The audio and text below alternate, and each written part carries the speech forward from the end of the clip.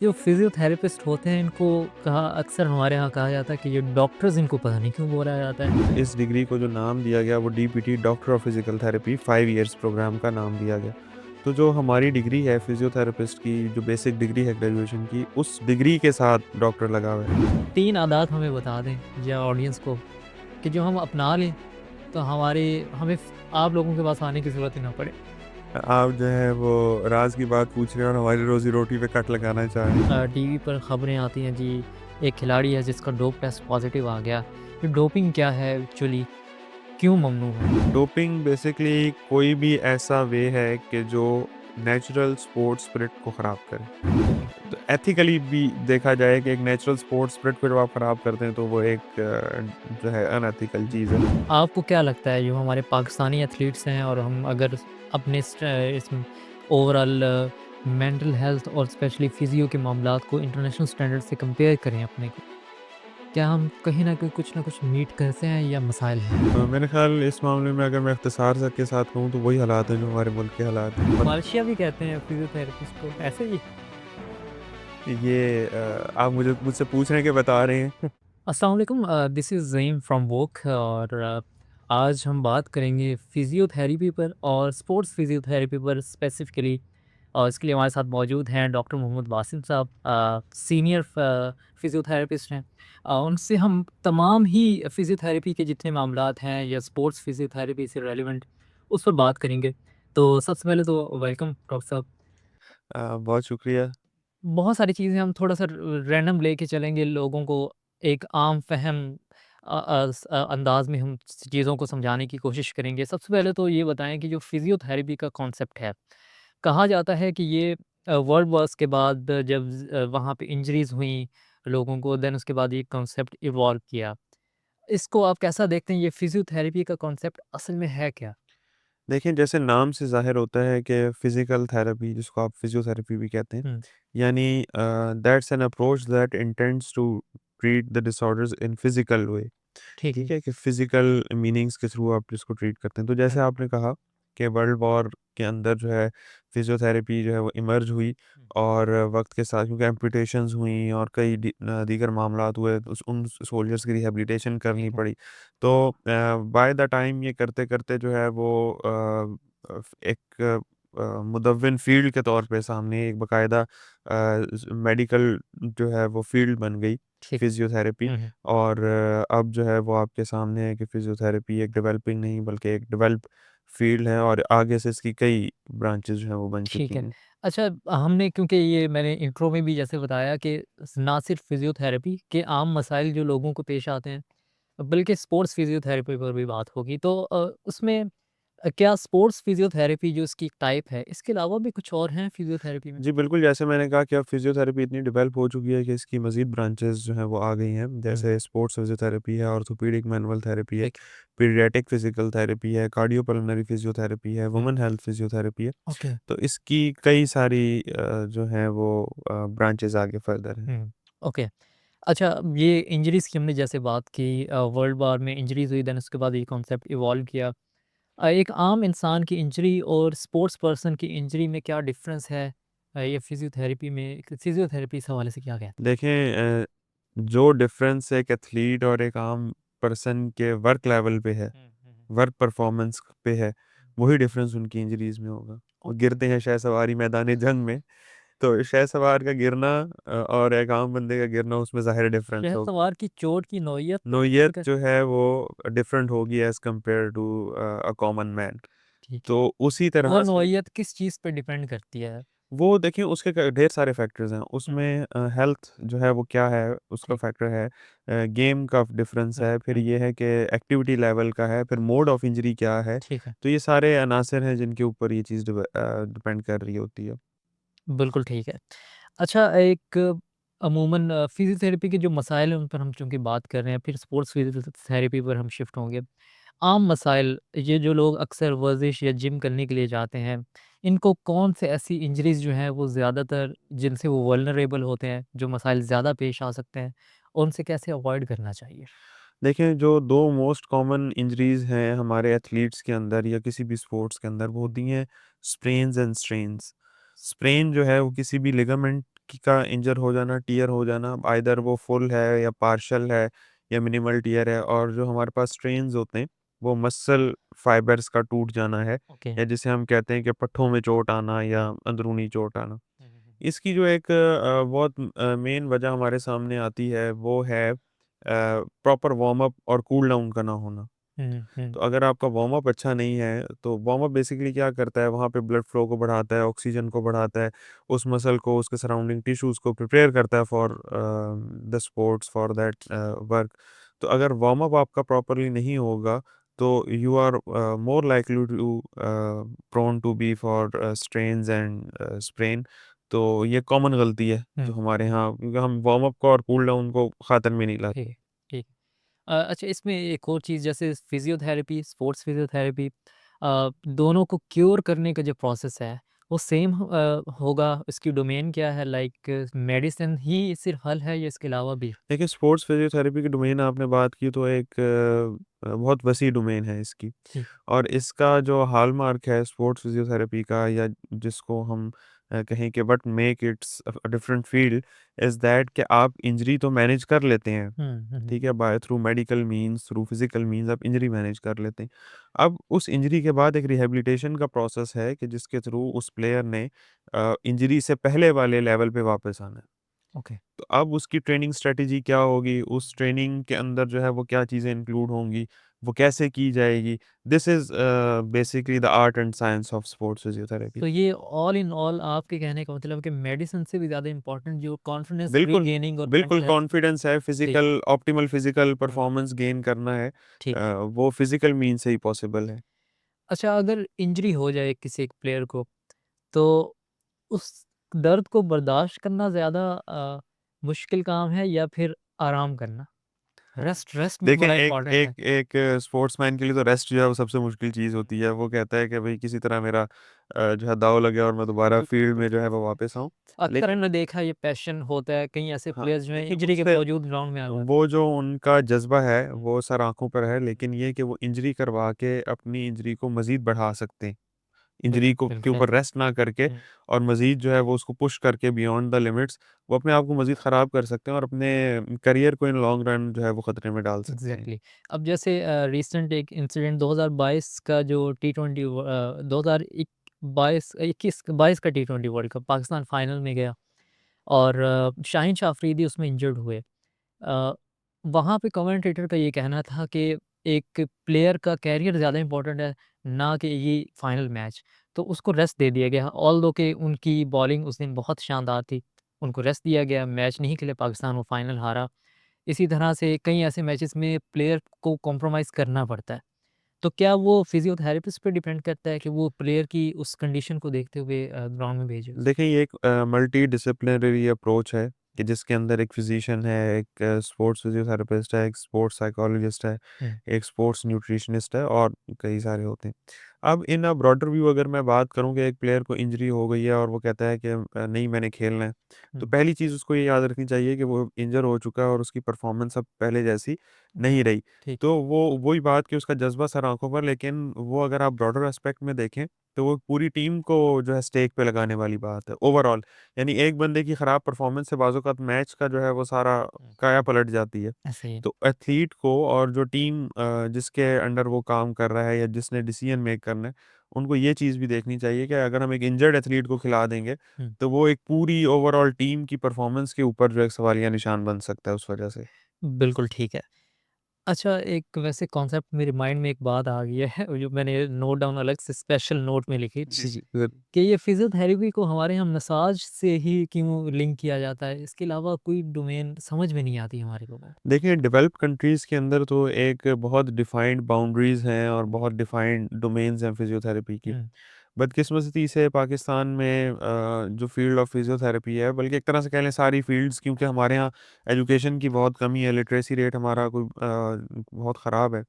तो उस वजह से उस लेवल की अवेयरनेस नहीं है। लिहाज़ा लोग अभी तक जो है ना वो मालिश को और इस किस्म की चीज़ हाँ, ही हाँ। को फिज़ियोथेरेपी जो है समझ। मालशिया भी कहते हैं फिज़ियोथेरेपिस्ट को, ऐसे ही है? ये आप मुझसे पूछ रहे हैं कि बता रहे हैं। ये मैं आपको सार्कास्टिक रिप्लाई दे रहा हूँ। तो ये मालशिया कहना दुरुस्त है आपकी नज़र में? लोग कहते हैं तो ठीक है, हाँ, चलिए। नहीं, नहीं अच्छा, वो जो है एक डोमेन को कंस्ट्रेन कर देने वाली बात है कि अभी हमने जिस तरह बात की, आगे भी हम बात करेंगे कि फिजियोथेरेपी की जो डोमेन है, जो इसका वाया है, वो कितना वसी है। तो आप खुद at the end of session जो है, मैं आपको कहूँगा कि आप फैसला करें कि आया इसको मालशे के ऊपर ही महदूद रखना ठीक है। चाहिए या क्या करना चाहिए। बिल्कुल, वैसे इससे मिलता-जुलता एक सवाल अ, कि ये जो फिज़ियोथेरेपिस्ट होते हैं, इनको कहा अक्सर हमारे यहाँ कहा जाता है कि ये डॉक्टर्स, इनको पता नहीं क्यों बोला जाता है?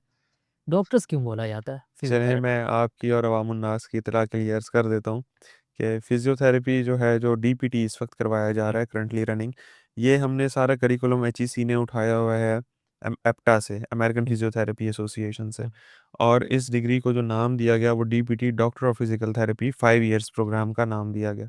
तो जो हमारी डिग्री है फ़िज़ियोथेरेपिस्ट की, जो बेसिक डिग्री है ग्रेजुएशन की, उस डिग्री के साथ डॉक्टर लगा हुआ है।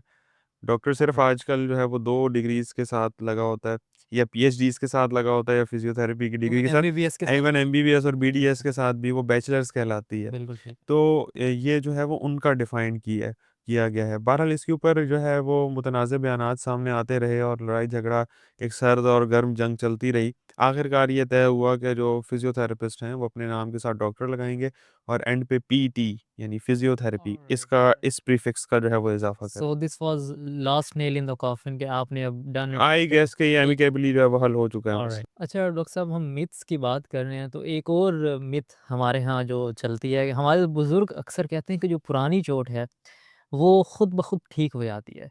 ये सच अगर है तो ये किस हद तक खतरनाक है? पुराने बुज़ुर्ग तो ये भी कहते हैं कि दर्द बढ़ता गया जूं-जूं दवा की। तो देखिए ये चीज़ जो है वो ऐसा नहीं है।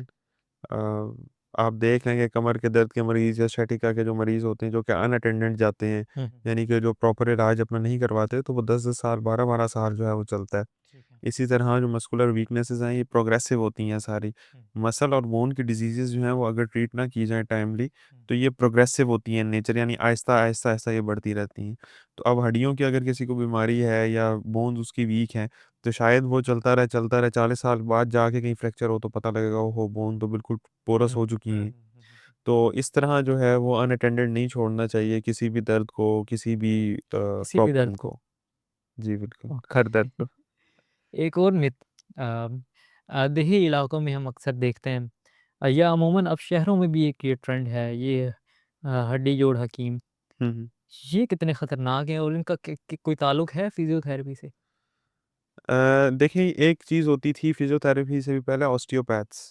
ओके, ऑस्टियोपैथ्स यानी कि those who are dealing with the art of the bone, कि हड्डी जोड़ने और हड्डी तोड़ने को। Okay, okay. तो पहले ये एक बाकायदा तालीम जो है वो इसकी होती थी और ये सारा मामलात होता था। फिर फिज़ियोथेरेपी आ गई, फिर ऑर्थोपेडिक्स डेवलप हो गया इतना कि ये चीज़ जो है वो सबसाइड हो गई।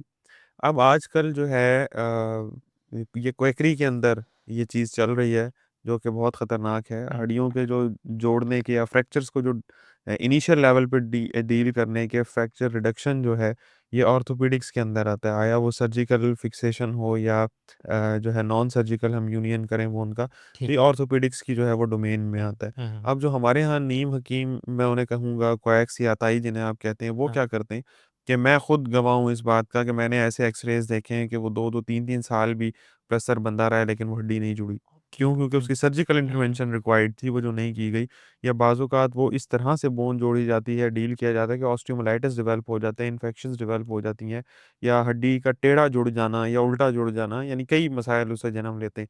तो अब जबकि फिज़ियोथेरेपी और ऑर्थोपेडिक्स की जो फ़ील्ड है वो इतनी डेवलप हो गई है, तो मेरे ख़्याल हमें चाहिए अक्लमंदी का मुज़ाहरा करते हुए कि हम जो है इस किस्म के अताई लोगों से होशियार रहें और अपनी सेहत पे किसी को कॉम्प्रोमाइज़ ना करने दें। अच्छा, इस पे एक डिबेट है ये भी, हमारे यहाँ सोशो इकोनॉमिक जो नैरेटिव्स हैं, जो भी पर्सपेक्टिव है, उस लिहाज से अगर देखें तो लोगों के अपने मसाइल हैं, इकॉनमी उस तरह से स्ट्रॉन्ग नहीं है। लोग फिर आसान और सस्ता हल देखने की तरफ जाते हैं, और फिर ये भी एक होता है कि अक्सर हम ये सुनते हैं कि इस डॉक्टर से हमें शिफा मिल गई, सेहतयाबी आ गई, तो उस पर यकीन पुख्ता हो जाता है। तो हुँ। अक्सर अगर ये हल मिल जाता है उन हड्डी जोड़ हिट हकीमों एंड से, ट्रायल है ना हुँ, basically. Hit and trial, exactly, तो वो अगर मिल जाए तो फिर लोगों का वो यकीन और पुख्ता हो जाता है उस पर।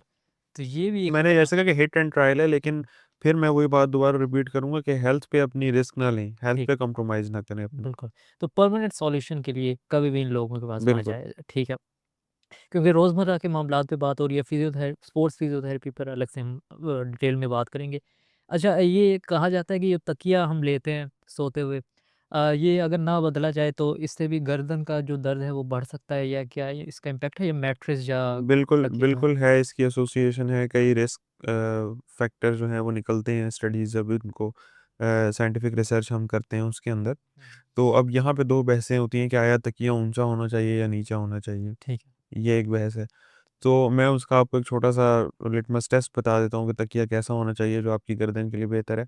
अगर आप अपनी गर्दन के पीछे ऐसे हाथ फेरें तो आपको एक कर्व नज़र आएगा, सी शेप कर्व नज़र आएगा, ठीक है। ठीक है?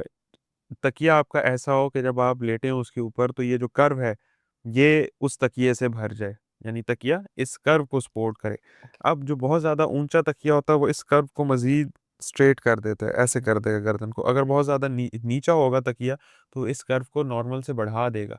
जब कभी ये कर्व अपनी नॉर्मल से डेविएट होगा तो वहाँ के जो मसल्स हैं उनके अंदर इनिशियली तो स्पैज़्म आएगा, ठीक है। लेकिन इन लॉन्गर रन जो है वो डिजेनरेटिव चेंजेज़ और मामलात जो हैं रेडिकुलोपैथी जैसे मामलात पैदा हो सकते हैं। इसी से मुताल्लिक एक चीज़ जो मेरी अपनी आदत है कि मैं बेशक तकिया हो, ना भी हो, तो ये दायाँ हाथ जो है वो सर के नीचे रखेंगे। तो ये इसमें तो तकिया भी इस्तेमाल नहीं हो रहा था, हालाँकि कहा भी जाता है कि सुन्नत है, ठीक है। इस हवाले से क्या कहेंगे? इसका कोई उसमें देखें कि आपकी हैंड की पोजीशन जो है वो डिपेंड करती है कि क्या है। अगर तो वो पोजीशन ठीक है, तो वो जिस तरह आपने कहा कि वो तो चल जाएगा। लेकिन हुँ, बाज़ औक़ात होता है कि हम पूरा वज़न दे के उस बाजू पे सो रहे होते हैं। हुँ, जिसकी वज़ह से क्या होता है कि यहाँ पे हमारी जो है मीडियन नर्व गुज़र रही है, जो हमारी एल्बो है इसके पास एल्ना नर्व गुज़र रही है। तो बाज़ औक़ात इनके ऊपर वो सर का वज़न जब सारी रात पड़ा रहता है तो ये कंप्रेस हो और जाती है। सुबह ऐसा लगता है कि बाजू है ही नहीं। बिल्कुल, ठीक बिल्कुल, है। नम हो जाता है, हुँ, सुन्न हो जाता है। तो ठीक इसका मतलब कि जिस तरह आपने बाजू रखा हुआ था वो सही नहीं है, उसको ठीक जो है। है वो री-इवैल्यूएशन की ज़रूरत है। ये फिज़ियोथेरेपी का ही कॉन्सेप्ट आ जी, जाता है फिर। बिल्कुल, तो बिल्कुल। ये जो स्लीप पैरालिसिस है, ये भी उसके अंदर आता है या नहीं, वैसे ही? स्लीप पैरालिसिस जो है ये तो एक ब्रेन की जो ठीक है, वेव्स ठीक है। चेंज होती हैं उस दौरान में, ये एक साइकोलॉजी का ओके, ओके, टॉप क्योंकि मुझे लगा कि शायद नम हो जाता है जैसे इसमें, तो शायद नहीं, ये वो भी। कंप्रेशन की वजह से नमनेस ओके, आती है, ठीक नर्व है, कंप्रेशन की वजह से। बिल्कुल ठीक है। अच्छा, एक और सवाल इसी के हवाले से, जो रोज़मर्रा के मामलात हैं हमारे, जो शूज़ हम इस्तेमाल करते हैं उसका जो सिलेक्शन है, उस मामले में सस्ता या हार्ड सोल हम अक्सर ले लेते हैं। वो किस हद तक इम्पैक्ट क्रिएट करता है हमारी सेहत पर? और अगर क्योंकि हम अगर अफ़ोर्ड नहीं करते एक अच्छा जूता, जो कम से कम भी आज हम देखें तो 10,000 से कम को आपको हुँ, मेडिकेटेड शूज़ नहीं मिलेगा। हुँ, हुँ। तो वो क्या फिर जो लोग अफ़ोर्ड नहीं कर सकते वो क्या करें? देखिए, जूते का बहुत ज़्यादा इम्पैक्ट है आपके चलने पे, आपके भागने-दौड़ने पे। हुँ, क्योंकि आप देखें तो आपकी बॉडी का जितना वेट है, वो ऊपर से नीचे तक ट्रांसमिट होता-होता फुट पे आ रहा होता है। ठीक है, और फुट और ग्राउंड जो है, वो बेसिकली ट्रांसमिशन सेंटर है आपकी बॉडी पे आपकी बॉडी की फ़ोर्स का ग्राउंड के ऊपर। ठीक है, तो अब जैसे आपने इकोनॉमिकली बात की, तो मैं आपको 2-3 चीज़ें बता देता हूँ, बेसिक जो एक अच्छे जूते में होनी चाहिए। पहली ये चीज़ कि उसकी जो हील पैड है, एक हुँ, होती है हील एड़ी जिसे आप कहते हैं, ठीक है। ठीक है? वो इंतहाई नुकसानदेह है अगर वो ऊँची हो, जिस तरह ख़वातीन हमारी पहनती हैं। हील पैड ये वाली हील जगह पैड पे। से मुराद पहतावा या जिसको आप जूते का कहते हैं, ओके, ठीक है, ठीक है? ठीक है, जो हील पैड है वो उसका सॉफ्ट होना चाहिए कि आपकी एड़ी जो है वो दर्द ना करे चलते हुए। ठीक है। दूसरी चीज़ कि आपका जूता जो है वो ना बहुत ज़्यादा खुला हो कि वो एंकल को अनस्टेबल कर दे हुँ, और ना जो है वो इतना तंग हो कि वो आपके एंकल को स्टिफ कर दे। तो आपका ओके, जूता ऐसा होना चाहिए जो आपके एंकल को, आपके टखने को जो है वो सपोर्ट करता हो, आपका जूता। दूसरा आपकी जो फुट वियरिंग है, जो उसका सोल है फुट का निचला हिस्सा जो है, वो ऐसा होना चाहिए यानी कि उसके ऊपर जो है वो टेक्सचर ऐसा होना चाहिए कि वो स्लिप ना हो, स्लिपरी ना हो, हुँ, हुँ, आपको वो गिरने से जो है वो बचाए। तो ये 3-4 ख़ुसूसियात जिस जूते में हैं, तो वो आप ज़रूर इस्तेमाल कीजिए। ठीक है। अच्छा, अब इसी तरह से यंगस्टर्स में अमूमन हमारे जो मसाइल हैं, मोबाइल, लैपटॉप के यूसेज हम अक्सर सो कर भी करते हैं, और उसका पोस्चर हमारा बिल्कुल आइज़ और बिल्कुल इंटररिलेट कर रहे होते हैं आइज़ और फ़ोन। उसका पोस्चर किस तरह से होना चाहिए लैपटॉप या फ़ोन इस्तेमाल करते हुए, बैठते हुए या सोते हुए, अगर करना भी है तो वो कैसे? देखिए, बड़ा अच्छा सवाल किया आपने। एक टर्म हम यूज़ करते हैं टेक्स्ट नेक सिंड्रोम कि जो हम टेक्स्ट कर रहे होते हैं ऐसे, इस वजह से पूरा जो है एक अलग आप कह लें बीमारी बन जाती है, हुँ, उसको हम टेक्स्ट नेक सिंड्रोम कहते हैं। ठीक है। लेकिन अगर मैं आपको बताना चाहूँ तो अमूमन हम मोबाइल यूज़ कर रहे होते हैं इस तरह से, बिल्कुल ठीक है? सही, हाँ। अब मैंने अपनी गर्दन जो है वो झुकाई हुई है। इसकी वजह से क्या होगा कि एक साइड के पट्टे जो हैं वो स्ट्रेस हो जाएँगे हुँ, और दूसरी साइड के पट्टे टाइट हो जाएँगे, ठीक है। हुँ, ठीक है? एक पोस्चर हमारा ये है। अब हम कहते हैं कि जब हम ये तो हम बैठे हुए यूज़ कर रहे हैं इस तरह करके, मोबाइल है, लैपटॉप है या फ़ोन है, हुँ, और एक जो है वो क्या है कि हम सो रहे हैं तो हम ऐसे करके यूज़ करते हैं। बिल्कुल ऐसे। अब इस पोज़ीशन में क्या है कि मेरी गर्दन जो है वो हाइपर एक्सटेंशन की ठीक तरफ चली गई ठीक है। है। पहली में फ्लेक्स थी, हाई अब हाइपर एक्सटेंशन में चली गई। तो अब इस साइड के पट्टे जो हैं वो स्ट्रेच हो जाएँगे और अपोज़िट साइड के टाइट हुँ, हो जाएँगे। हुँ, हुँ, तो अब क्या होता है, इससे पेन डेवलप होता है, मस्कुलर स्पैज़म डेवलप होता है, जिसको हम टेक्स्ट-नेट सिंड्रोम कहते हैं। अब कोई भी स्क्रीन आपकी है जो आप यूज़ कर रहे हैं, वो आपके लेवल ऑफ द आई पे होनी चाहिए। अब आप देखेंगे ठीक कि मेरी गर्दन जो है वो न्यूट्रल है, ना ठीक है। नीचे है या ना ऊपर है, न्यूट्रल है। तो यहाँ ठीक पे रख के आप यूज़ करेंगे। तो डिफरेंट अब तो स्टैंड्स भी अवेलेबल हैं, स्टैंड्स हैं, बिल्कुल। तो उससे जो है वो बचा जा सकता है। अगर तो टेबल है तो वेल एंड गुड, अदरवाइज़ बिल्कुल, बेड उसकी पे आपने यूज़ हाइट करना है इस तरह तो एडजस्ट करनी है कि वो आपके आई लेवल के ऊपर हो और नेक आपकी न्यूट्रल पोज़ीशन में हो। ओके, एक और चीज़ लैपटॉप जब रखते हैं, लैपटॉप स्टैंड ना भी हो तो गोद में लैपटॉप रखते हैं हुँ। और ज़ाहिर है लैपटॉप हीट होता है, तो वो ये एक उसका कोई इंतहाई इफ़ेक्ट खतरनाक चीज़ है हाँ, कि एक तो लैपटॉप हीट होता है, हुँ, दूसरा लैपटॉप से इलेक्ट्रोमैग्नेटिक वेव्स जो हैं वो कंटिन्यूअसली हुँ, निकल रही हैं। ठीक है, तो जो कोई भी डिवाइस होती है या लैपटॉप के अगर आप यूज़ करने का तरीका भी पढ़ें तो वो कहते हैं कि हार्ड फ़िल्म सरफेस के ऊपर जो है हुँ, वो आप उसको रखें। ठीक तो है, ये कुछ छोटी-छोटी चीज़ें हैं कि जिनको अगर हम कंसिडर कर लें हुँ, तो हम फ्यूचर में बड़े मसाइल से बच सकते हैं। बिल्कुल ठीक है।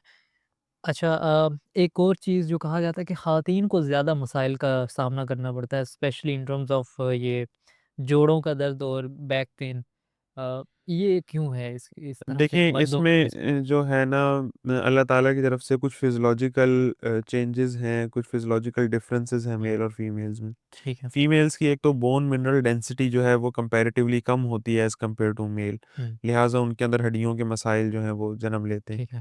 उसके बाद ख़वातीन में 40 साल की उम्र के बाद जो है जोड़ों के मसाइल जन्म लेते हैं, ये जोड़ों ऑस्टियोआर्थराइटिस, के मसाइल वो कपल्स जॉइंट्स, अच्छा I am joints talking about joints.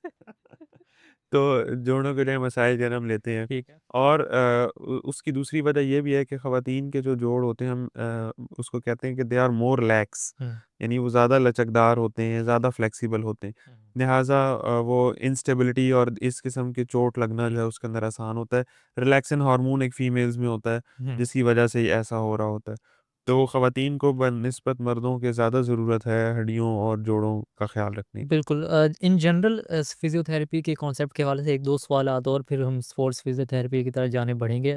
सोने की रूटीन के हवाले से कुछ इंस्ट्रक्शंस अगर आप देना चाहें यंगस्टर्स को स्पेशली कि क्या रूटीन्स होनी चाहिए? कितने घंटे की नींद पूरी होनी चाहिए? देखिए, फिज़ियोलॉजिकली 8 आवर्स की स्लीप आपकी मिनिमम होनी चाहिए और अगर मैं फिज़ियोथेरेपी पॉइंट ऑफ व्यू से बात करूँ, तो लैक ऑफ स्लीप, इनसोम्निया जो है, क्रॉनिक इनसोम्निया जो है, वो मस्कुलर वीकनेस हुँ, और मस्कुलर स्पैज़म की तरफ लेके ठीक जाता है। है। आप खुद नोट करेंगे कि जिन दिनों आपकी स्लीप अच्छी नहीं होगी, आपको बॉडी एक्स, जगह-जगह दर्द हो रहे होंगे। हुँ, हुँ, हुँ, आपको अपनी गर्दन में खिंचाव महसूस हो रहा होगा, कमर में दर्द हो रहा होगा। तो ये जो है बिल्कुल रिसर्चेज़ जो हैं लिंक करती हैं इनसोम्निया को टुवर्ड्स मस्कुलोस्केलेटल डिसऑर्डर्स। तो अपनी स्लीप जो है 8 घंटे स्लीप और स्लीप की टाइमिंग जो है उसको ठीक करने की स्लीप की ज़रूरत है। टाइमिंग क्या होनी चाहिए? स्लीप की टाइमिंग से मुराद है कि स्लीप की क्वालिटीज़ हैं, फिज़ियोलॉजिकली हम डिवाइड करें हुँ, तो जो स्लीप है आपकी 9 से 11 की जो स्लीप है वो 2 घंटे की है, लेकिन वो आप कह लें कि फिज़ियोलॉजिकली 4 घंटे का असर रखती है, ओके। ठीक है? इसी तरह रात 9 से 11 9 9 से 11 फिर ठीक इस है। तरह 11 से 1 जो है वो 3 घंटे के बराबर है। फिर 12 से 2 जो है वो 1 घंटे के बराबर है। तो अब आप देखते जाएँ कि स्लीप किस तरह इफ़ेक्ट कर रही है। आप खुद ये चीज़ नोट करेंगे कि जिस दिन आप 12, 1, 2, 3 बजे सोते हैं और जो है वो जल्दी और बेशक आप देर से भी उठें, लेकिन आप फ्रेश नहीं उठते, आप सुस्त उठते हैं। एग्ज़ैक्टली। ऐसे ही है। हुँ, तो क्या है कि वो क्वालिटी ऑफ स्लीप आपकी ख़राब है। बाज़ औक़ात ये होता है कि आप 9 बजे सो जाते हैं और फ़जर पे उठते हैं तो आप बिल्कुल फ्रेश होते हैं। हुँ, वो आपकी हुँ। क्वालिटी ऑफ स्लीप अच्छी थी और इन दूसरे केस में आपकी क्वालिटी ऑफ स्लीप बैड थी। तो क्वालिटी ऑफ स्लीप जो है वो बहुत ये डिपेंड करती इंटरेस्टिंग है। फैक्ट है, मतलब ये साइंटिफिकली प्रूव्ड एग्ज़ैक्टली, है कि एग्ज़ैक्टली रिसर्चेज़ जो हैं इसके ऊपर मौजूद हैं। तो ये कितना खूबसूरत एक सिस्टम है कि अगर आप देखें 9 जो बजे सोते हैं हाँ, निज़ाम कुदरत के साथ खुद को सिंक्रोनाइज़ अगर हम कर बिल्कुल, लें, तो हम 90% बीमारियों से बच जाएँ, चाहे वो एग्ज़ैक्टली खुराक में हो, चाहे वो आदत में हो। बिल्कुल ऐसा ही है। बिल्कुल ठीक बात है। अच्छा इसमें आखिरी सवाल इन जनरल फिजियोथेरेपी के हवाले से कोई सी ऐसी 3 आदत बताएँ, हम बैठे हैं, टीम के लोग यहाँ बैठे हैं हमारे, 3 आदत हमें बता दें या ऑडियंस को कि जो हम अपना लें, तो हमें आप लोगों के पास आने की ज़रूरत ही ना पड़े। आप जो है वो राज़ की बात पूछ रहे हैं और हमारी रोज़ी-रोटी पे कट लगाना चाह रहे हैं। तो बहरहाल मैं मफ़ाद आमा के हक़ में जो है ये बात कर देता हूँ। पहली चीज़ तो हमने जैसे स्लीप की बात की कि हुँ, आजकल स्लीप के मसाइल बहुत ज़्यादा हैं, अपनी स्लीप जी। को ठीक करें। हुँ, दूसरा अपने पोस्चर को जो है वो ठीक करें, इस तरह पोस्चर की टेक्स्ट-नेक सिंड्रोम की हुँ, हमने बात की उसको करें। और तीसरी चीज़ जो है कि अपनी डाइट को हेल्दी और प्योर रखें। और चौथी चीज़ ये है कि खुद को नेचर के साथ सिंक्रोनाइज़ करें। तो जैसे मैंने कहा कि तकरीबन 90% बीमारियाँ हमारी वहीं ठीक हो जाएँगी। हुँ। बिल्कुल ठीक है। नेचर के साथ सिंक्रोनाइज़ मीन्स के जो नेचर के कुछ उसूल हैं लाइक जैसे आपने सोना, स्लीपिंग रूटीन जागना, बताया, आपकी ठीक है। एक्टिविटी और ये सारी चीज़ें जो हैं। बिल्कुल सही है। अब आते हैं स्पोर्ट्स फिज़ियोथेरेपी की तरफ। अ, जनरल कॉन्सेप्ट्स हमारे यहाँ के जो मामलात हम देखते हैं अक्सर हम सोशल मीडिया पे मैच देखते हुए, ये जो ग्राउंड्स में अक्सर स्प्रे लेकर आ जाते हैं कुछ लोग, ठीक है? और वो फिज़ियोथेरेपिस्ट ज़ाहिर है वो टीम के साथ जो होते हैं। ये क्या मामलात होते हैं? वो तो एक क्विक रेमेडी होती है और क्विक रेमेडी आई गेस कोई परमानेंट सॉल्यूशन तो नहीं होता। अच्छा, जो क्रिकेट में जब क्रिकेट में मैक्सिमम क्रिकेट में अमूमन आपने अमूमन देखा होगा कि बिल्कुल, वो चोट लगती है तो एक बंदा एक सिर्फ़ स्प्रे नहीं लेके आता, वो एक बैक बैग लेके हाँ, आता है। बिल्कुल। वो बैग लेके आता है, 2-3 मिनट जो है उस और वायरल सिर्फ़ वो होती हैं जो खातून एक दफ़ा आई थी। अच्छा वो मेरी नज़र से नहीं गुज़री। इसके अलावा कोई वायरल नहीं हुआ। वो मेरी नज़र से नहीं गुज़री। तो वो एक पूरा बैग लेके हुँ, आते हैं और विदिन 2 टू 3 मिनट्स उनके पास इतनी एक टाइम विंडो होती है हुँ, जिसके अंदर उन्हें एथलीट को असेस बिल्कुल। करना है। अगर तो उसको कोई मेजर इंजरी है तो उसको वो फील्ड से रिमूव करेगा, उसकी ज़िम्मेदारी है और अगर कोई माइनर इंजरी है, कोई माइनर स्प्रेन्स या स्ट्रेन्स हैं, तो उसके लिए वो जो आप स्प्रे कह रहे हैं दैट इज़ बेसिकली वेपोकोलेंट स्प्रे। ठीक ठीक है? जो उस जगह को फ़ौरन ठंडा कर देता है। अब उस जगह को फ़ौरन ठंडा करने से क्या होता है, एक तो पेन डिक्रीज़ हो हुँ, जाता है, हुँ, दूसरा वहाँ पे स्वेलिंग के चांसेस जो हैं वो कम हो जाते हैं। तो ये एक्शन होता है उस स्प्रे का और स्प्रे जो है ये एक टेम्परेरी रिलीफ़ है। ठीक मैंने बताया कि पहले वो बैग पूरा जो साथ लाता है वो पूरी एक असेसमेंट करता है ठीक है। कि आया हम इसको ये सिर्फ़ स्प्रे करके इसको खिला इसका सकते हैं कि नहीं। असर कितनी देर रहता है? वो आपको एक मैच ड्यूरेशन खिला देगा। 1 मैच का। अच्छा और ये दर्द कम करने के लिए उसको स्वेलिंग ना हो उसके लिए क्या ये नम भी करता है उस जगह को? देखिए, इसको हम कहते हैं क्रायोथेरेपी। हुँ, क्रायोथेरेपी जो है यानी कि कोल्ड थेरेपी आप कह लें। ठीक है। जैसा मैंने कहा कि वेपोकोरेंट स्प्रे होता है। हाँ, तो वेपोकोरेंट स्प्रे का नर्व्स के ऊपर भी जो है इफ़ेक्ट आता है। नर्व्स जो हैं कंडक्टिविटी उनकी थोड़ी-सी कम हो जाती है, ठीक है, जिसकी वजह से आप कहें कि थोड़ी-सी सेंसेशन या जो पेन जो है वो रिड्यूस हो जाता है टाइमली। ठीक है। सेंसेशन से मुझे कुछ याद आ गया है। सोशल मीडिया कंटेंट जो है माइंड में आ जाता है। ख़ैर अच्छा एक और मिथ मिथ है या पता नहीं रियलिटी है कि फ्लैट फीट पर्सन्स जो हैं वो तेज़ नहीं भाग सकते। ये मिसकंसेप्शन है या रियलिटी है?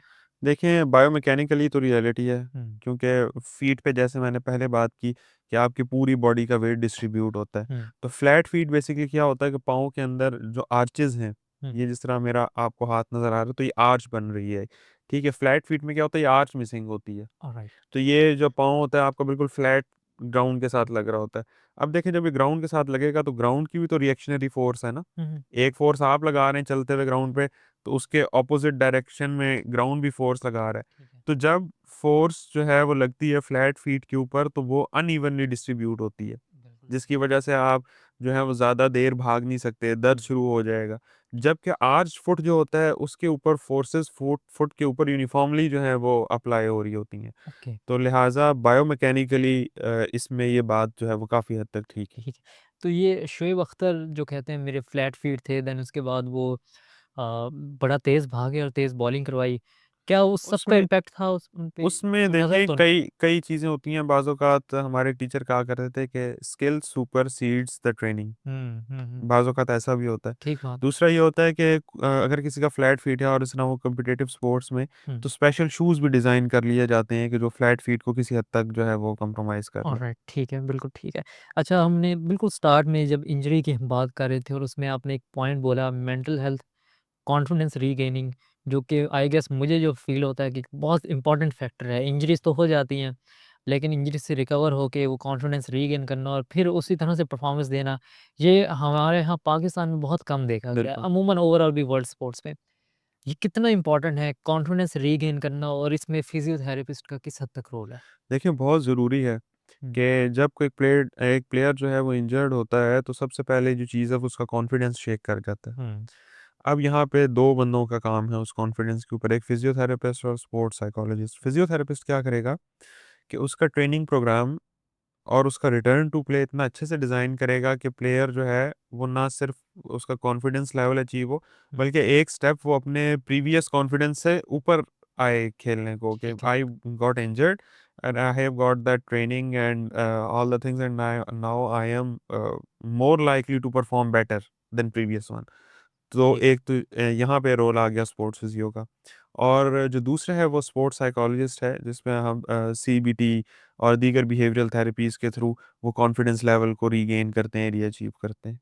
हुँ, अच्छा इसमें आपको क्या लगता है जो हमारे पाकिस्तानी एथलीट्स हैं और हम अगर अपने इसमें ओवरऑल मेंटल हेल्थ और स्पेशली फिजियो के मामलात को इंटरनेशनल स्टैंडर्ड से कंपेयर करें अपने को, क्या हम कहीं न कहीं कुछ न कुछ मीट करते हैं या मसाइल हैं?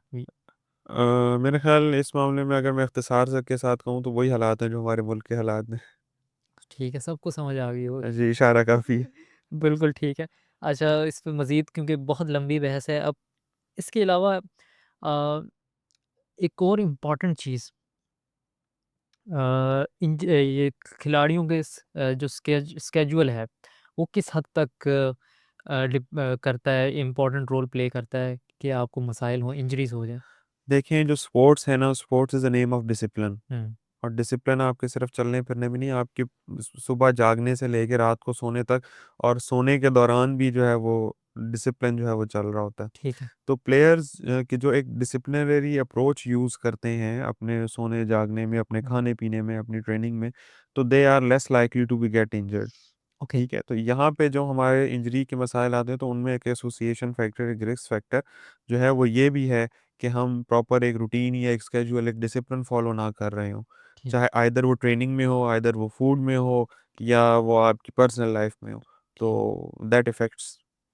अच्छा ये जैसे प्लेयर्स की फ़िटनेस के हवाले से बात हो रही है इंजरीज़ या ओवरऑल इस पे, तो अगर प्लेयर को बिल्कुल प्लेयर को खुद पहले अंदाज़ा हो जाता है कि मुझे कुछ मसाइल का सामना करना पड़ रहा है, मैं कुछ अच्छा फ़ील नहीं कर रहा, किस हद तक इम्पोर्टेंट है कि वो दैट क्विकली डिपेंड्स बताए अपने फिज़ियो को? That depends on gut feeling and intuition कि वो कितनी स्ट्रांग है, और एथलीट्स की जो है वो गट फीलिंग बड़ी स्ट्रांग होती है। हुँ, तो अगर वो कहीं महसूस कर रहे हैं ट्रेनिंग के अंदर कि ट्रेनिंग एरर कोई आ रहा हुँ, है या उनको कोई मसला मसाइल का सामना है, तो they should report their coach, और कोच को चाहिए कि वो फिजियो को, फिजिशियन को, और जो है पूरी टीम है उसको अप्रोच करे, और इन मसाइल का जल्द से जल्द जो है वो इजाला करे।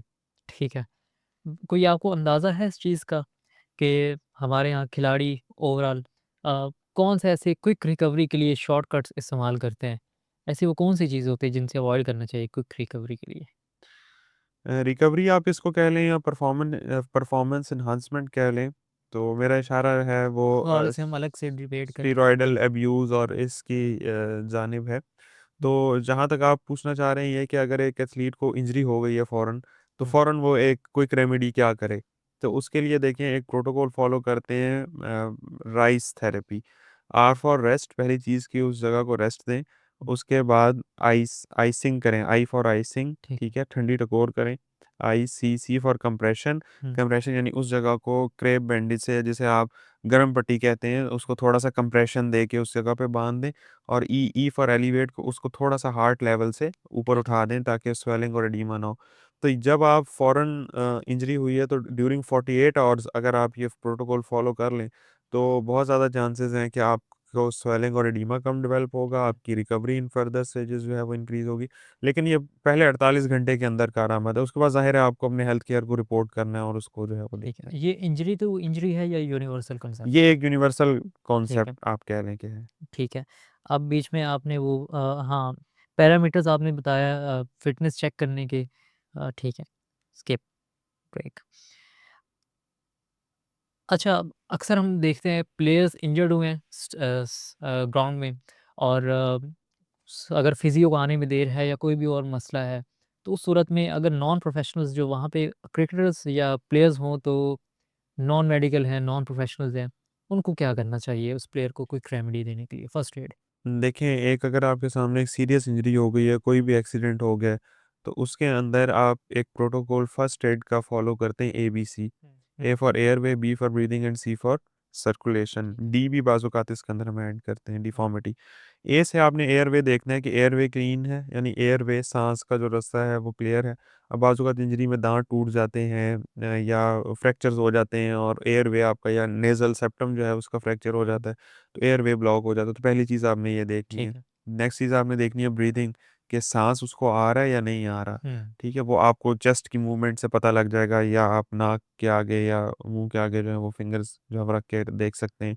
और सी फॉर सर्कुलेशन, आप पल्स लेंगे कि उसका सर्कुलेशन से ये पता लगता है कि हार्ट बीट चल रही है कि नहीं। ठीक है। And D for deformity, deformity यानी कि कोई फ्रैक्चर वगैरह हो गया।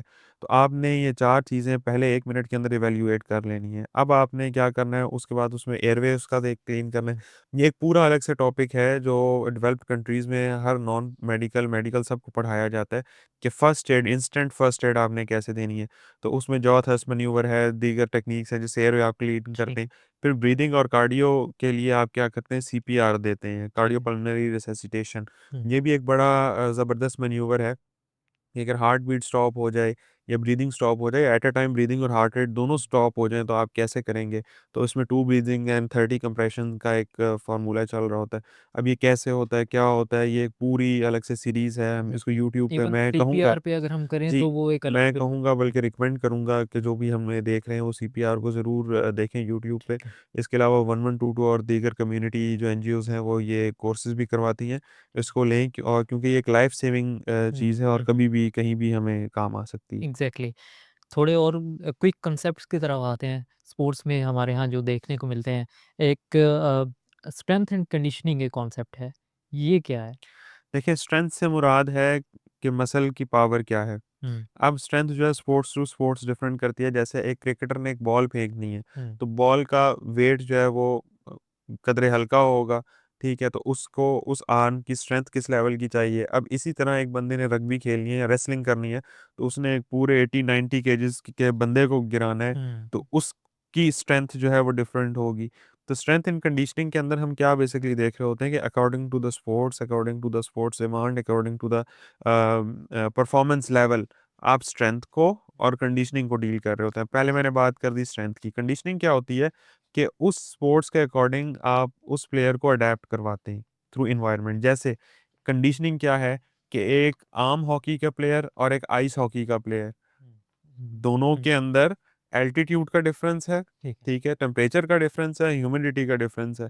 तो आप दोनों की conditioning according to the sports क्या होगी? डिफरेंट डिफरेंट होगी। डिफ इसी तरह आइस स्केटिंग है और फुटबॉल है, तो अब स्पोर्ट्स डिमांड चेंज हो गई, एनवायरनमेंट चेंज हो गया। हुँ, हुँ, तो हुँ, कंडीशनिंग बेसिकली उस बॉडी को उस स्पोर्ट्स के मुताबिक ढालना, उसके ठीक मुताबिक अडैप्ट करवाने को कहते हैं। ठीक है।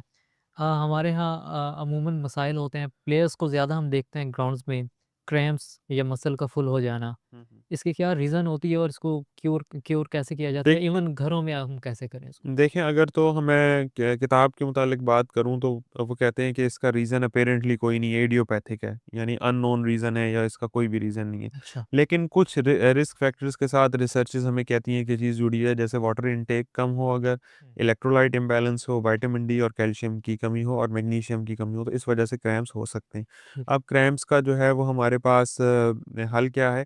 अगर तो ड्यूरिंग द स्पोर्ट्स से हमें जो है वो एकदम क्रैम्प पड़ गया, तो उसके लिए कैंप फिट के नाम से या जी फिट के नाम से एक इंस्टेंट जो है वो साशे आता है, वो पिया जा सकता है। ठीक है। इसके अलावा लॉन्ग रन में अगर किसी को मसला है, तो वो हाइड्रेशन लेवल अपना अच्छा रखें। ग़िज़ा में और पानी में नमकियात का तनासुब जो है वो उनका अच्छा होना चाहिए, इलेक्ट्रोलाइट्स हम जिनको कहते हैं।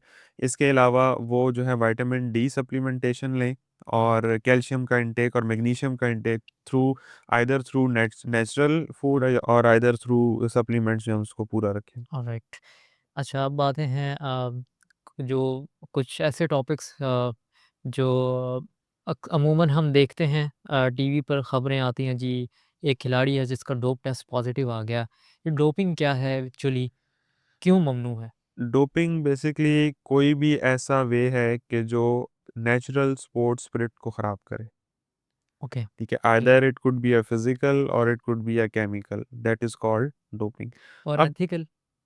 एग्ज़ैक्टली एथिकल भी, क्योंकि स्पोर्ट्स स्पिरिट को एक चीज़ अगर एक और खराब कर रही कॉन्सेप्ट है। है वो भी हम जी, डिस्कस जी, करेंगे। जी। बिल्कुल, तो पहले डोपिंग। एथिकली भी देखा जाए कि एक नेचुरल स्पोर्ट्स स्पिरिट को जब आप खराब करते हैं तो वो एक जो है अनएथिकल चीज़ है। हुँ, तो उसको हम डोपिंग कहते हैं। अब डोपिंग क्या करती है कि मैं जैसे एग्जांपल दूं कि 2 प्लेयर्स हैं, 2 वेट लिफ्टर्स हैं। हुँ, तो अब एक जो है वो डोपिंग करके एनाबॉलिक स्टेरॉइड्स को यूज़ करते हुए ट्रेनिंग की है एक ने, और एक ने नेचुरल सप्लीमेंटेशन के ऊपर ट्रेनिंग की है। हुँ, तो क्या होगा कि जिसने डोपिंग की हुई होगी वो ज़्यादा वेट उठा लेगा as compare to the second one. तो ठीक उसने बेसिकली एक अननेचुरल, एक अनएथिकल का जो है वो चीज़ को यूज़ करते हुए एक एक्स्ट्रा चीज़ को बॉडी में इंड्यूस करके वो लेवल ऑफ परफॉर्मेंस जो है अचीव किया, जो कि एक ट्रेनिंग से होना चाहिए था, एक हुँ, नेचुरल वे से होना चाहिए था। तो इसको हम जो है वो डोपिंग कहेंगे। लिहाज़ा वर्ल्ड ओवर इंटरनेशनली जो डोपिंग है उसको ना सिर्फ डिस्करेज किया जाता है, बल्कि एक पूरा क्राइम जो है वो माना जाता है, और इसके ऊपर पूरा ट्रायल होता है अगर हुँ। डोपिंग जो है वो हो जाए। और ये किस तरह से पता चलता है? कोई रैंडम सैंपलिंग होती है या क्या तरीका कार? डोपिंग को जो है टेस्ट करने के लिए बॉडी के अंदर डिफरेंट, जब आप कोई भी एक्सटर्नल चीज़ लेते हैं बॉडी के अंदर तो ज़ाहिर है वो आपके ब्लड के अंदर शो हो जाती है। हुँ, तो हम क्या करते हैं कि आइदर ब्लड और यूरिन का जो है वो सैंपल लेते हैं और उसको जो है रैंडमली टेस्ट करते हैं, तो पता लग जाता है। बाज़ औक़ात पूरी टीम का भी आप ले लेते हैं। ठीक है, लेकिन पाकिस्तान में इस लेवल की कोई लेबॉरेटरी नहीं कि जो डोपिंग को जज कर सके। ठीक है। एक कॉन्सेप्ट है बड़ा इंटरेस्टिंग सा, मैकेनिकल डोपिंग। ये एक डिफरेंट चीज़ देखने को मिली है, ये क्या है? जिस तरह मैंने डोपिंग में पहले कहा ना कि आइदर फिजिकल और केमिकल, हुँ, तो mechanical doping is a form of physical doping. 2010 में ये देखा गया साइक्लिस्ट के अमंग कि एक साइक्लिस्ट जो है वो बार-बार पैर दर पैर मैचेस विन कर रहा है। अच्छा। तो उन्होंने उसको बड़ा कीनली ऑब्ज़र्व किया, उन्होंने कहा कि ये जो रफ़्तार है ये किसी इंसान की नहीं है। सही बात है, कोई तो बुर्रान तो चल रहा है। ये क्या चीज़ है? हाँ, तो उन्होंने उसकी जो है वो साइकिल को जब असेस किया तो पता लगा कि उसने अपनी साइकिल के अंदर एक मोटर लगाई हुई थी, अच्छा। जिसके थ्रू वो इतनी स्पीड से रन कर रहा था। हुँ, तो बहरहाल उसका ट्रायल हुआ और जो भी मामलात थे। तो वहाँ से ये टर्म डिवाइस हुई मैकेनिकल या मोटर डोपिंग। ओके, ये 2010 में ये इवॉल्व हो गया। ये चीज़ सामने आई। सो इस तो तरह से इसको भी जो है डोपिंग में डाला गया, क्योंकि देखें नेचुरल एक बंदे ने पैडल से साइकिल चलानी है और एक जो है वो मोटर के ज़ोर पे चल रहा है। हुँ, तो स्पोर्ट्स स्पिरिट तो तो खराब बाइक हुआ उसमें आपका। मोटरसाइकिल पर ठीक है, अब बीच में हमारी ये डोपिंग में बात हुई कि हम अननेचुरल अननेचुरल वे में ओवर पावर करते हैं अपनी स्ट्रेंथ्स को। उसमें स्टीरॉइड्स और सप्लीमेंट्स होते हैं, लिए जाते हैं। इन दोनों में डिफरेंस क्या है या ये दोनों एक चीज़ एक ही तरह नहीं, की एक चीज़? चीज़ नहीं है, हुँ, डिफरेंस है स्टेरॉइड में और सप्लीमेंट में। सप्लीमेंटेशन क्या है कि जो चीज़ आप डाइट से ले रहे हैं, हुँ, जो नेचुरल आप डाइट से कोई चीज़ अगर ले रहे हैं, तो उसको आप सप्लीमेंट कर लें, मतलब बाहर से वो ले लें। वो एक्सट्रैक्ट की हुई होगी किसी प्लांट की से, किसी एनिमल से। That is supplementation. यानी एक चीज़ थी, उसकी कमी थी हमें बॉडी में, तो हमने एक्सटर्नली वो ली और उसको हमने फुलफ़िल कर लिया। बिल्कुल अब ठीक। कोई भी सप्लीमेंटेशन आप लेंगे तो वो आपके पूरे बॉडी को मेटाबॉलिक पाथवे को यूज़ करते हुए बॉडी का पार्ट बनेगी। हुँ, इसके कंपैरेटिवली जो है एनाबॉलिक्स हैं या एनाबॉलिक स्टेरॉइड्स हैं, ये ऐसी ड्रग्स हैं कि जो बॉडी में आउटसाइड से इंजेक्ट की जाती हैं या ओरली ली जाती हैं, जो कि बॉडी का मेटाबॉलिज्म सारा बाईपास करके डायरेक्टली इफ़ेक्ट कर देती हैं। हुँ, हुँ, हुँ, हुँ। तो अब ठीक ये क्या है कि डायरेक्टली इफ़ेक्ट कर, यानी अननेचुरल एक चीज़ है, और रैपिड इफ़ेक्ट होता है इनका, ठीक है। रैपिड इफ़ेक्ट होता है एज़ कम्पेयर टू सप्लीमेंटेशन। ये हुँ, डिफ़रेंस हम कर रहे हैं ना इसके हुँ, अंदर। तो जो एनाबॉलिक्स हैं ये क्या करते हैं, परफ़ॉर्मेंस को एकदम बढ़ा देते हैं, ठीक है, एकदम फ्यूल अप कर देते हैं। तो लिहाज़ा ये डोपिंग की कैटेगरी में आते हैं और एनाबॉलिक्स को डिस्करेज किया जाता है। और मेडिकली भी जो एनाबॉलिक्स का प्रोलॉन्ग यूज़ है वो इंतहाई ख़तरनाक दूरअसल नताइज जो है वो देता है। बिल्कुल ठीक है, ठीक है। आखिरी सवाल आज का ओवरऑल कुछ एडवाइस रोज़मर्रा की ज़िंदगी में आपने बताया कि 3 से 4 आदत जो अपनानी चाहिए स्पोर्ट्स पर्सन्स के लिए, कौन-सी ऐसी चीज़ों का ख़्याल उन्हें रखना चाहिए कि वो इंजरी के मसाइल से ज़ाहिर हो जाती हैं हमारे बस में भी नहीं होता। कैसे बचा जा सकता है और फिर ओवरऑल उस प्रोसेस देखिए, को कैसे इंजरी जो है ना वो पार्ट ऑफ स्पोर्ट्स है। जैसे मैंने हुँ, पहले कहा कि गिरते हैं यस, शहसवार ही मैदान जंग में। तो message to the sport person जो है या जो लोग स्पोर्ट्स में आना चाह रहे हैं उनके लिए है कि देखें, मेहनत का कोई भी शॉर्टकट नहीं होता। तो अगर आप स्पोर्ट्स में आए हैं या स्पोर्ट्स को करियर बनाना चाहते हैं तो शॉर्टकट्स फाइंड ना करें। हुँ, आप जो हैं वो अपना उन शॉर्टकट्स के चक्कर में अपना और नेशन का इन लॉन्ग रन नुकसान कर सकते हैं। तो नेचुरल स्पोर्ट्स स्पिरिट्स के साथ आएँ और मुल्क व कौम का नाम रोशन करें। बिल्कुल ठीक है। मुल्क और कौम की तरक्की में अपना अहम किरदार अदा करें। बिल्कुल। बहुत शुक्रिया डॉक्टर साहब। और तमाम लोगों का देखने का शुक्रिया। मज़ीद हम ऐसा ही कंटेंट लाते रहेंगे जो कहीं न कहीं आपके यूट्यूब और टिकटॉक को कंज़्यूम करने में वैल्यू ऐड करे। तो ज़रूर सब्सक्राइब करें वोक को और मज़ीद नेक्स्ट वीडियो में मिलते हैं। Thank you.